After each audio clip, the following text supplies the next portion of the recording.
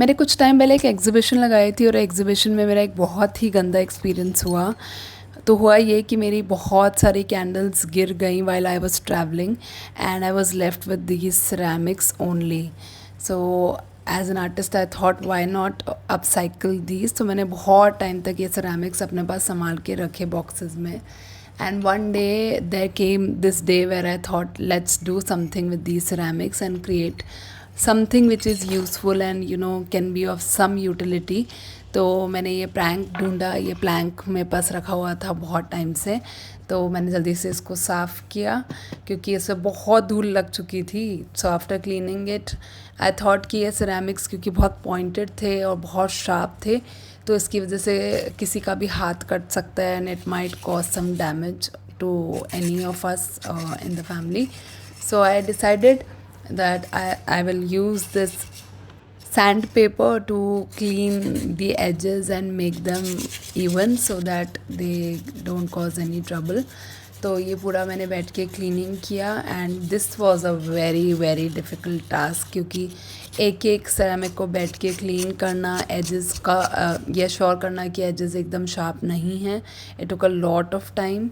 Then I took this araldite and I mixed both hardener and the resin and applied to all of these ceramics one by one, and I started placing these ceramics on the plank and it was so much fun because धीरे धीरे जो मुझे लग रहा था कि कचरा है and I don't know how I will be able to beautify this or make something good out of these broken ceramics, they slowly and gradually started to come out as very beautiful. And ये जो ceramics हैं ये खुद अपने आप में इतने सुंदर हैं, इतना beautifully artisans ने उन पर काम किया है that I didn't have to do much.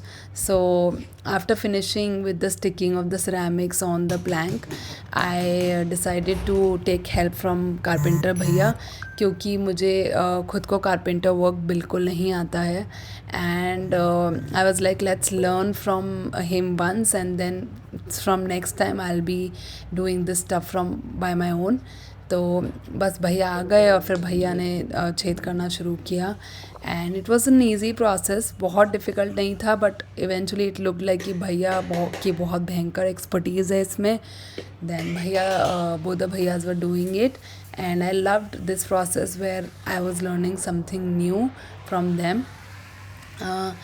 It was a lengthy process but yeah, I enjoyed observing it. And then भैया ने अपनी ड्रिलिंग मशीन निकाली और उन्होंने वॉल में बस छेद करना शुरू कर दिया. And this was kind of anxious for me because I'm not used to the sound which it created. And then just as soon as it got over, बस मैंने अपना जल्दी से की होल्डर को लिया और उसको वॉल पे प्लेस किया. And it was such a lovely process जहाँ पे मेरे पास बहुत सारे छोटे छोटे चार्म्स और छोटे छोटे हैंगिंग्स रखे थे, वो मैंने हैंग किए अपने कीबोर्ड पे. And this is how it came out.